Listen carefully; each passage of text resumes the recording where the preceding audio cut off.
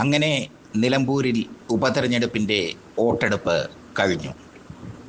അൻവറും സ്വരാജും ആര്യാടൻ ഷൗക്കത്തും ഇഞ്ചോടിഞ്ച് ഏറ്റുമുട്ടുന്നു എന്ന പ്രതീതിയുണ്ടാക്കിയ മത്സരം LDF-നെ സംബന്ധിച്ചിടത്തോളവും UDF-നെ സംബന്ധിച്ചിടത്തോളവും രാഷ്ട്രീയപരമായി അവർക്ക് വളരെ മേൽക്കൈ ഉണ്ടാക്കാവുന്ന മത്സരം.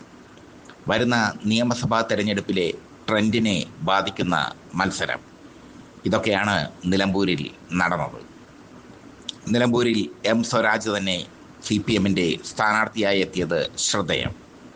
ഉള്ളതിൽ വെച്ച് ഏറ്റവും കരുത്തനായ സ്ഥാനാർത്ഥിയെ തന്നെയാണ് നിലമ്പൂർ നിലനിർത്താൻ CPM നിയോഗിച്ചത്. നിലമ്പൂരുകാരനാണ് നമ്മുടെ സ്വരാജ്. അതുകൊണ്ട് തന്നെ അതിൻ്റെ മേൽക്കൈ അദ്ദേഹത്തിന് ലഭിക്കും എന്നാണ് LDF ക്യാമ്പുകൾ വിശ്വസിക്കുന്നത്. പക്ഷേ 3 പഞ്ചായത്തുകൾ അത് നിർണായകമാണ് സ്വരാജിൻ്റെ വിജയത്തിൽ. അതാണ് പൊളിറ്റിക്സ് കേരള സർവേയിൽ തെളിയുന്നത്. പോത്തുകല്ല്, കരുളായി, അമരമ്പലം, ഈ 3 പഞ്ചായത്തുകളാണ് പ്രധാനം. അതിൽ പ്രത്യേകിച്ചും കരുളായി, അമരമ്പലം പഞ്ചായത്ത്. ആ പഞ്ചായത്തിൽ മൃഗീയ ഭൂരിപക്ഷം നേടിയാൽ സ്വരാജിന് ജയിച്ചു കയറാം. അതോടൊപ്പം തന്നെ നഗരസഭകളിൽ വ്യക്തമായ ആധിപത്യം നേടുകയും വേണം സ്വരാജ്. ഈ 3 പഞ്ചായത്തുകൾ CPM-നെ സംബന്ധിച്ചിടത്തോളം അവരുടെ ഉരുക്കുകോട്ടയാണ്. ആ പഞ്ചായത്തുകളിൽ നിന്ന് അൻവർ എത്ര വോട്ട് പിടിക്കും എന്നത് നിർണായകമാണ്. ഈ 3 പഞ്ചായത്തുകളും UDF-ന് വലിയ മേൽക്കൈയില്ലാത്ത പഞ്ചായത്തുകളാണ്. ഈ 3 പഞ്ചായത്തിൽ ശക്തമായ ലീഡ് നിലനിർത്താനായാൽ, വ്യക്തമായ ലീഡ് നിലനിർത്താനായാൽ സ്വരാജ് നിലമ്പൂർ അംഗത്തിൽ വിജയിച്ച് കയറും. 74.35% നിലമ്പൂരിലെ പോളിംഗ്. തകർത്ത പോളിംഗ് തന്നെയാണ് നിലമ്പൂരിൽ സംഭവിച്ചത്. എന്തായാലും UDF ക്യാമ്പുകൾ പ്രതീക്ഷിക്കുന്നത് മറ്റുള്ള 6 പഞ്ചായത്തുകളിൽ, ഈ 3 പഞ്ചായത്ത് ഒഴിച്ചുള്ള 6 പഞ്ചായത്തുകളിൽ അവർക്ക് വ്യക്തമായ ലീഡ് ലഭിക്കാനാകുമെന്നും നഗരസഭയിൽ ഒപ്പത്തിനൊപ്പം നിൽക്കാനാകുമെന്നുമാണ്. പക്ഷേ നഗരസഭയിൽ ഒപ്പത്തിനൊപ്പം LDF-നോട് നിൽക്കാൻ UDF-ന് കഴിയില്ലെങ്കിലും 6 പഞ്ചായത്തുകളിൽ ലീഡ് നേടിക്കഴിഞ്ഞാൽ ആര്യാടൻ ഷൗക്കത്തിന് വിജയം ഉറപ്പിക്കാം. പക്ഷേ ഈ 6 പഞ്ചായത്തുകളുടെ ലീഡ് LDF-ന് സ്വാധീനമുള്ള 3 പഞ്ചായത്തുകളുടെ ലീഡിനേക്കാൾ കൂടുതലായിരിക്കണം. ബലാബലത്തിൻ്റെ പ്രസക്തി. അതാണ് ഈ തിരഞ്ഞെടുപ്പിലെ സമവാക്യം. ഇനി അൻവറിൻ്റെ നില നോക്കാം. 15,000-ഓളം വോട്ടിന് ജയിക്കുമെന്നാണ് അൻവർ ക്യാമ്പ് പറയുന്നത്. LDF-ലെ ഒരു വിഭാഗം വോട്ടും UDF-ലെ ഒരു വിഭാഗം നെഗറ്റീവ് വോട്ടും തനിക്ക് ലഭിക്കുമെന്ന് അൻവർ ഉറച്ച് വിശ്വസിക്കുന്നു. അങ്ങനെ വന്നാൽ 15,000-ലധികം വോട്ടിൻ്റെ ഭൂരിപക്ഷത്തിൽ ജയിച്ചു കയറുമെന്നാണ് അൻവറിൻ്റെ വിശ്വാസം. SDPI സ്ഥാനാർത്ഥി അഡ്വക്കേറ്റ് സാജിദാണ് അവിടെ. SDPI പിടിക്കുന്ന വോട്ടുകൾ UDF-ൻ്റെ വോട്ടുകളാകും. എങ്കിലും 5,000-ലേറെ വോട്ട് SDPI അവിടെ പിടിക്കില്ല. മോഹൻ ജോർജാണ് NDA സ്ഥാനാർത്ഥി.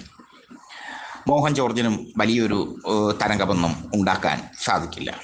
BJP തിരഞ്ഞെടുപ്പിലൊന്ന് മത്സരിച്ച് കാണിച്ചു എന്നേ ഉള്ളൂ. അല്ലാതെ കൊട്ടലിനൊക്കെ സജീവമായിരുന്നെങ്കിലും തെരഞ്ഞെടുപ്പ് കഴിഞ്ഞപ്പോൾ BJP ക്യാമ്പുകൾ മ്ലാനമാണ്. അവിടെ മോഹൻ ജോർജിന് ഒന്നും ചെയ്യാനൊന്നും സാധിക്കില്ല. എന്തായാലും പൊളിറ്റിക്സ് കേരള നടത്തിയ സർവേ അനുസരിച്ച്, പൊളിറ്റിക്സ് കേരളയുടെ കണക്കുകൾ അനുസരിച്ച് CPM-ൻ്റെയും കോൺഗ്രസിൻ്റെയും ലീഗിൻ്റെയും അൻവറിൻ്റെയും നേതാക്കളുമായി, അവരുമായി അടുത്ത് ബന്ധപ്പെട്ട നേതാക്കളുമായി ഞങ്ങൾ സംസാരിച്ചിരുന്നു.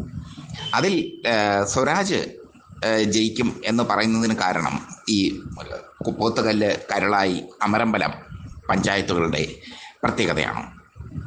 ഈ 3 പഞ്ചായത്തുകളും വ്യക്തമായ ലീഡ്, ഈ 3 പഞ്ചായത്തുകളിലും വ്യക്തമായ ലീഡ് സ്വരാജിന് ലഭിക്കും എന്നാണ് LDF ക്യാമ്പ് കണക്ക് കൂട്ടുന്നത്. നഗരസഭയിലെ ലീഡും കൂടെ ആകുമ്പോൾ സ്വരാജ് 10,000 വോട്ടിന് ജയിച്ചു കയറും എന്നാണ് LDF ക്യാമ്പുകൾ വിശ്വസിക്കുന്നത്. എന്നാൽ നമ്മുടെ ആര്യാടൻ ഷൗക്കത്ത് 15,000 15,000-ലധികം വോട്ടുകൾക്ക് ജയിച്ചു കയറും എന്നാണ് UDF ക്യാമ്പ് വിശ്വസിക്കുന്നത്. ആര്യാടൻ ഷൗക്കത്തിന് നിലവിൽ ഒരുപാട് എതിർ ഘടകങ്ങൾ ഉണ്ടായിരുന്നു. അദ്ദേഹത്തിൻ്റെ പിതാവ് ആര്യാടൻ മുഹമ്മദും മുസ്ലിം ലീഗും തമ്മിലുള്ള യുദ്ധമൊക്കെ ശ്രദ്ധേയമാണ്. അതുകൊണ്ടാണ് മുമ്പ് നിലമ്പൂരിൽ ആര്യാടൻ ഷൗക്കത്തിനെ PV അൻവർ പരാജയപ്പെടുത്താനുള്ള കാരണം. പക്ഷേ ഇത്തവണ മുസ്ലിം ലീഗ് ആ വിരോധമൊക്കെ മാറ്റിവെച്ച് അവസാന ഘട്ടത്തിൽ ആര്യാടൻ ഷൗക്കത്തിന് വേണ്ടി രംഗത്തിറങ്ങി എന്നുള്ളത് ശ്രദ്ധേയം. പിന്നെ ചില തീവ്ര മുസ്ലിം സംഘടനകൾ, ആ സംഘടനകൾ ആര്യാടൻ ഷൗക്കത്തിന് വോട്ട് ചെയ്യാൻ സാധ്യത കുറവാണ്. ജമാഅത്തെ ഇസ്ലാമിയൊക്കെ ആര്യാടൻ ഷൗക്കത്തിന് അവസാന ഘട്ടത്തിൽ പിന്തുണ പ്രഖ്യാപിച്ചെങ്കിലും എത്ര ജമാഅത്തെ ഇസ്ലാമിക്കാർ ആര്യാടൻ ഷൗക്കത്തിന് വോട്ട് ചെയ്യും എന്ന് കണ്ടറിയാം. കാരണം മുസ്ലിം സമുദായത്തിൻ്റെ ജീർണതയ്ക്കെതിരെയൊക്കെ പോരാടുന്ന വ്യക്തിയാണ് ഷൗക്കത്ത്. അതുകൊണ്ട് തന്നെ മുസ്ലിം തീവ്ര സംഘടനകൾക്ക്, അല്ലെങ്കിൽ മുസ്ലിം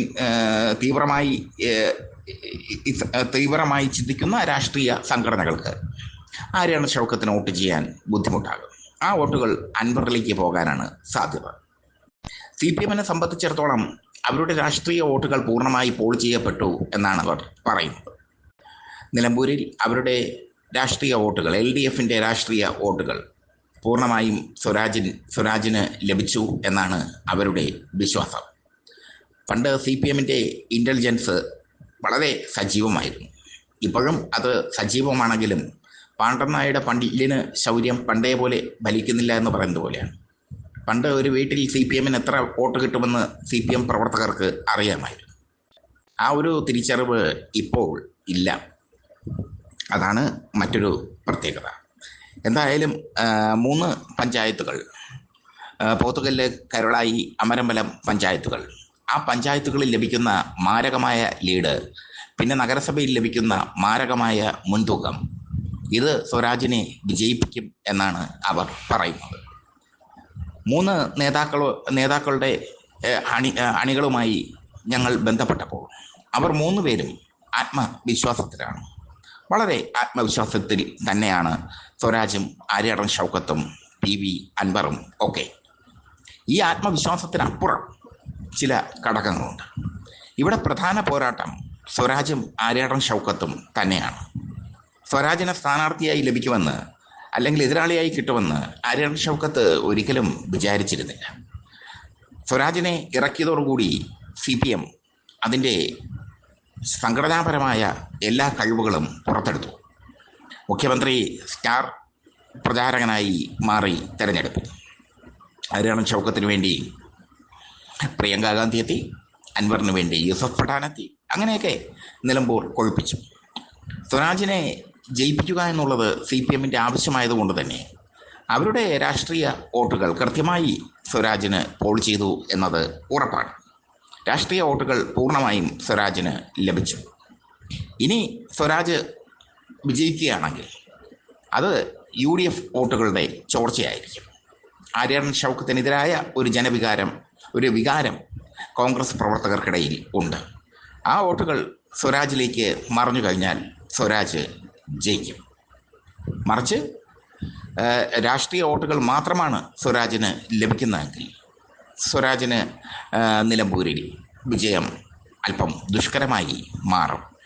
പക്ഷേ രാഷ്ട്രീയ വോട്ടുകൾ മാത്രമല്ല സ്വരാജിന് ലഭിച്ചിരിക്കുന്നത് എന്ന് വേണം കരുതാൻ. കാരണം ആര്യാടൻ ഷൗക്കത്തിനോട് എതിർപ്പുള്ള ഒരു വിഭാഗം വോട്ട് സ്വരാജിന് വീഴാനുള്ള സാധ്യത വളരെ കൂടുതലാണ്. അതിൽ ചെറിയൊരു ഭാഗം അൻവറിനും പോകും. സ്വരാജും ആര്യാടൻ ഷൗക്കത്തും തന്നെയാണ് പ്രധാന മത്സരം. ഇലക്ഷൻ കഴിയുമ്പോൾ വിജയസാധ്യത അല്പം കൂടുതൽ സ്വരാജിന് തന്നെയാണ്. പക്ഷേ പ്രതീക്ഷിക്കുന്ന ലീഡൊന്നും സ്വരാജിന് ലഭിക്കില്ല. ആര്യാടൻ ഷൗക്കത്ത് വിജയിച്ചാലും അദ്ദേഹത്തിന് പ്രതീക്ഷിക്കുന്ന ലീഡ് ലഭിക്കില്ല. അൻവർ പറയുന്നത് പോലെ ഒരു വലിയ വോട്ടൊന്നും ലഭിക്കില്ല. അൻവറിന് നിസ്സഹായനാകേണ്ടി വരും ഈ തെരഞ്ഞെടുപ്പിൽ എന്നാണ് പൊളിറ്റിക്സ് കേരള സർവേ വ്യക്തമാക്കുന്നത്. ഞങ്ങളുടെ പ്രേക്ഷകർക്ക് വേണ്ടി ഈ സർവേ എക്സ്ക്ലൂസീവായി പൊളിറ്റിക്സ് കേരള പുറത്തുവിടുന്നു.